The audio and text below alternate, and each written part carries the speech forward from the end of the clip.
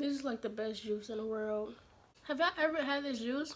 Simply with raspberry. It has to be like crack or something in it.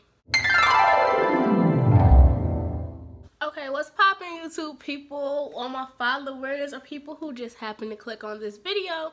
I'm so glad that you came to visit little old me, LB. Today, we're gonna be, well, I'm going to be, not we're gonna be. I mean, if you want to try it, I suggest you do. We're gonna be wand curling hair to get some big fluffy curls up in this flatness. It's just so flat. And I'm just so tired of it. And I don't want to straighten it again.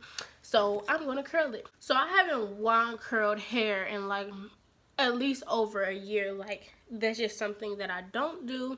I'm going to be adjusting my wig a lot in this video. So be prepared for that now. It's so time consuming.